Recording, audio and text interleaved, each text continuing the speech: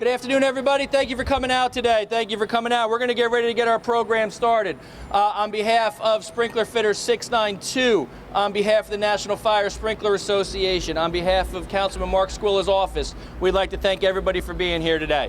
Thank you for taking the time. It means a lot. It means a lot that you take the time to learn about fire safety, a little bit about fire sprinklers. The main thing we're going to highlight here today is the need for fire sprinklers in residential high-rises. And with that, I do want to turn the microphone over to the councilman, who's going to give you a little bit of background and about why he's introducing this legislation and some great things that we're going to do for the city of Philadelphia. Thank you. Councilman.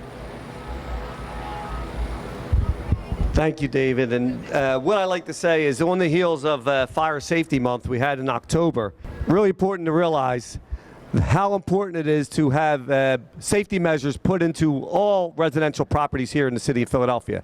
Now, we know with construction going on, there are requirements for sprinklers, but we do have a lot of buildings in the city of Philadelphia where we have challenges with that have been built years ago. And so it's really important to see what is necessary in order to make sure we guarantee safety for all folks in all buildings here in the city of Philadelphia. And what this demo today will show is what the difference is between a residence that has a sprinkler system in it and a residence that does not have a sprinkler system in it. And as you see today, we have a room here that is being presented. We have even the Christmas decorations, because especially around the holidays, we always see and often see a fire that does tremendous damage to the residents and to the people who are living in those residences. So what we wanted to show is why it's important to have a sprinkler system in a residential property. And I am here today, as we did introduce legislation. We'll be having a hearing coming up in the future in the L&I committee, but it's important to see the effects of really what the difference are when we do have a properly sprinkled residential room compared to a room that is not sprinklered. So I wanted to thank you all for being here today. I want to thank everybody for participating in this presentation, and really want you to understand and look and see the differences once this presentation is being given to all of us. Thank you so much. I'm looking forward to seeing this operation in full bloom, and I want to thank our fire department that's here also today to help us to make sure we continue to keep all the residents in our city of Philadelphia as safe as possible. Thank you so much, and looking forward to the project. Thank you, Councilman, and thank you for your support. What I would like to introduce our next guest speaker is Mr. Rob Feeney, coming down from us from Massachusetts today. He is a survivor of the Station nightclub fire. For those of us who may or may not know about that fire, I'm going to just do a real quick overview, and then Rob's going to tell it a lot more personal, a lot more heartfelt than me, obviously, being in there. You had about 100 lives lost. We're coming up on almost 20 years on that. I think we are, right? About 20 years on the Station nightclub fire. 100 lives lost. People just like you and me went to a concert one night, and some of their loved ones didn't go home. Including of this gentleman who's going to be speaking to us today. So he's got a real personal story of why fire sprinklers are important, why fire safety is important, and keep in mind, fire does not know the difference between a residential structure and a nightclub. Does not know where you are, where you're standing. Fire is going to be fire wherever it is. So really takes a lot of guts for this gentleman to tell his story. So if you guys don't mind, please put your hand together for Mr. Rob Feeney, a Common Voices representative from the National Fire Sprinkler Association. Thank you, Rob. Thank you, sir. Thank you. Thank you for having me. I want to thank the NFSA, Common Voices, the local 692 for allowing me to be here today to share my story. February 20th, 2003, if many of you remember, the Station nightclub fire happened in West Warwick, Rhode Island. There were over 460 people in the building that night. 100 of them did not go home. I was one of the lucky ones who did make it out, but I lost my fiance and 2 other friends that night. I had burns about 20% of my body. I spent a month in the hospital. During my recovery, the one thing I kept asking was, where were the sprinklers? I assumed a building like that, with that kind of occupancy, had a sprinkler system in it. And for anyone else that night who thought that, it was a fatal assumption. Throughout my recovery, I became an advocate for burn awareness and fire safety and for sprinkler awareness. And I started learning that the problem is not just with nightclubs. And I got connected with Common Voices and the National Fire Sprinkler Association to travel around the country and talk about the need for fire sprinklers. And my main audience for years were fire marshals, fire inspectors, firefighters, and basically I was up there as someone who crawled out of a burning building and survived, but telling them, we need a better job done. We need you guys to inspect better, to provide us with more safety. In 2014, I decided to learn their job, and I became part of the fire service, which now I'm a captain of a department called Onset Fire Department in Massachusetts. I learned how to do inspections, I learned fire prevention, and I learned basically the job that the firefighters behind me are doing on a daily basis. And it's not an easy job, and we don't have the backing of builders associations, of a lot of legislatures on local levels, state, federal levels, and we need it. When a fire occurs, it doesn't matter, as it was said, if it's in a nightclub, if it's in a 1 or 2 family house, if it's in a mobile home, or, as Philadelphia knows, in a high-rise. Fire doesn't care what color you are, doesn't care what political party you follow. It doesn't care about anything but destroying what's in its path. The only thing that will prevent a fire from destroying its path is water. The quickest water is to a fire sprinkler system. It buys time, it cools the egress, and it saves lives. And I want to thank the councilman for introducing the bill for the city of Philadelphia. This city has had far too many fire tragedies, not just back in the 70s, not when Meridian fire happened. This past January should have been enough for everyone to say, no more. Don't let another tragedy happen before someone says, when are we going to do something? The technology has been here for over 100 years. It's time people stand up and say, we want to have the technology in our buildings. Thank you. Thank you, sir. Thank you. Again, we want to thank Rob for his courage and his strength for what he does, and also turning that tragedy into becoming an advocate to, preach about the importance of fire sprinklers and the importance about fire safety. I can't stress enough how it is, especially in a residential high-rise, you could be the most fire-safe person there is, but is your neighbor, and you can't control that. So you could live the perfect life, but in a high-rise, you have no idea what your neighbor's doing next to you, and this is really why this legislation, this bill is so important for the city of Philadelphia. We went ahead and sprinklered all of the commercial buildings after the Meridian fire, all the commercial high-rises after that fire. But yet 70% of the fire deaths happen in residential structures. That is where the fire deaths are happening. That is where we need the key on, and that is why we are here today, and that's why we're doing what we're doing. I'd like to get this started. I've been in the fire service now for 51 years. 35 of them career, the rest is a volunteer. I got interested in the fire department when my house burned down in 1969. My mother was smoking in bed. Every cliche there is known to fire was there. We left the house for over 8 months while they rebuilt it. What we want to watch today, let me preface this. Philadelphia Fire Department is one of the finest fire departments in the nation.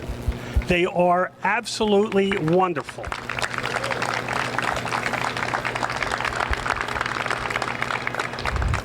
And we're privileged to have guys out of the House of Dragons, the finest engine company in the finest fire department in the nation, Engine 20. But what we want to show you is what they're up against, and that's time. Time is the key.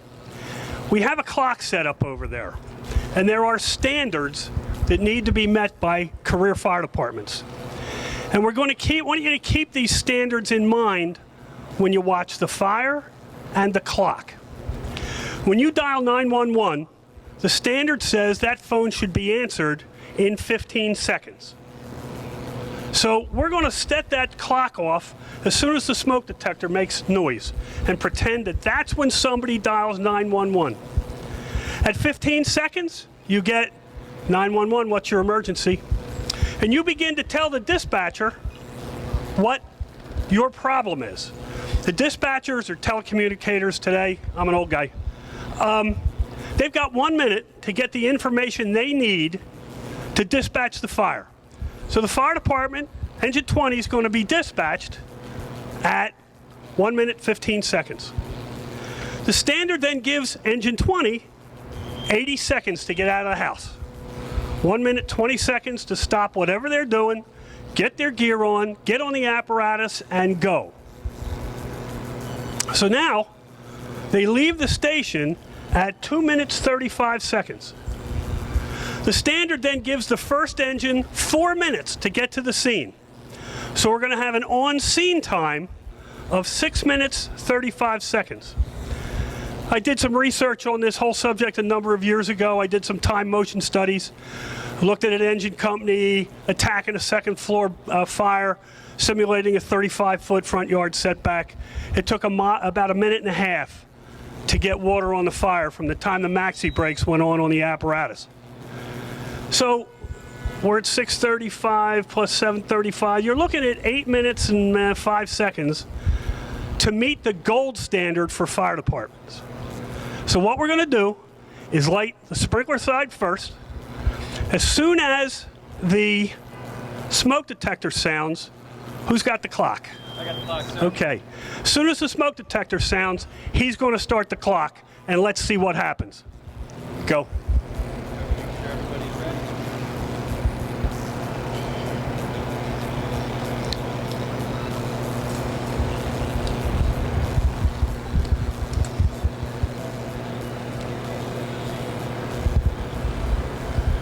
This is what we in the business call a compartment fire. This compartment could be on the second floor of your house. It could be in the 20th floor of a high-rise. It could be on the 40th floor of a high-rise. Start the clock.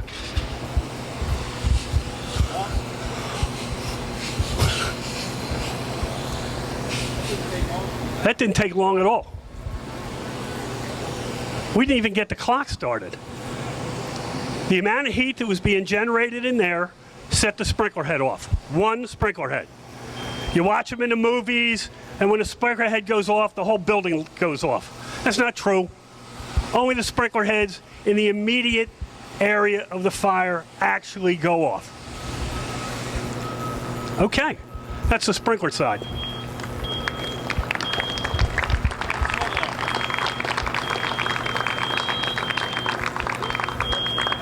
All right, you want to reset that clock? Yes, sir. All right. Yeah, I got a few things here yet.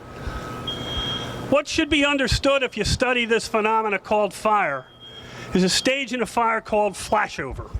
Flashover is when the entire compartment lights off and it becomes a threat to everybody in the building. In a 20-story high-rise, 50-story high-rise, if you get the flashover in an apartment, everybody is threatened. When my house burned in 1969, it took about 20 minutes to get the flashover. Now, it's different. Things are much different. So what we're going to do is restart the clock. We have a very similar compartment here.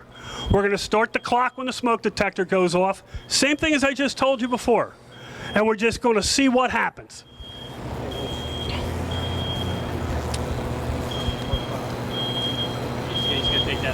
Yeah. Now it is interesting to note that that smoke detector is still making noise. Watch what happens in this second compartment.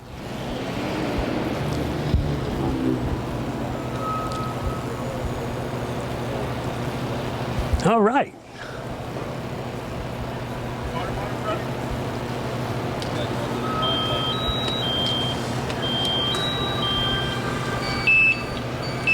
Now this is essentially the same scenario as we just had.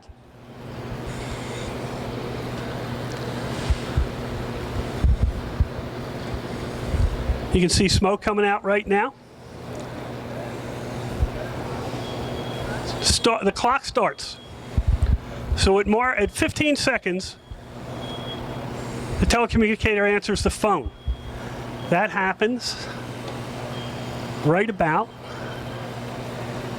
now. 911, what's your emergency? Now you're busy and you are telling the dispatcher what your problem is. So at 1 minute 35 seconds, they're going to dispatch the fire department. That is still a minute away. You can see that thick black smoke. That's what kills most people in a fire. This is what's coming out of the apartment. What's coming out of the compartment on fire is now threatening everybody in that building.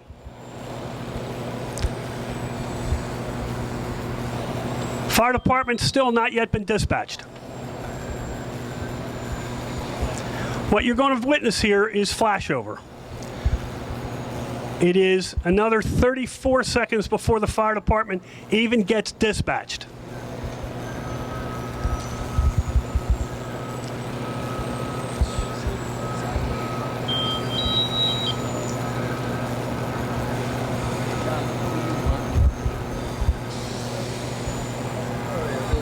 We're at a minute 25 seconds. Okay. Flashover occurred in a minute 22 seconds. This is what flashover is. Can you feel it here? Okay. This is what is coming out of the compartment in the room of the apartment that's sitting up on the 20. Don't move. Come on now. Here's a problem. Yeah, he's going. Fire department will do a hell of a job. They'll put that fire out in nothing flat. But they have to get there before flashover if they're going to save lives.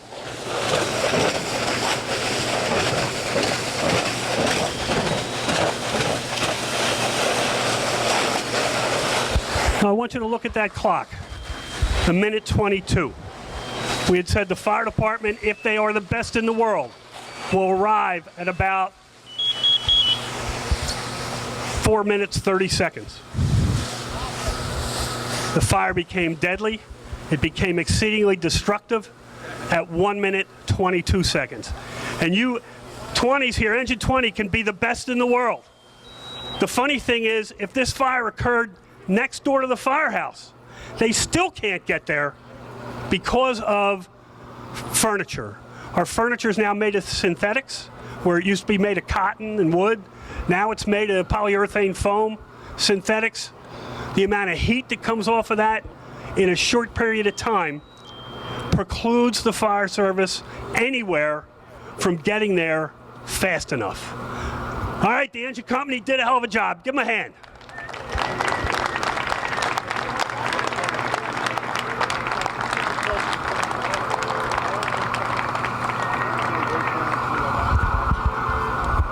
Dave, what else would you like? Once they give us the all clear, you're welcome to come up as close as they want. You can let them know. Once the fire department clears this, we'll make a path here.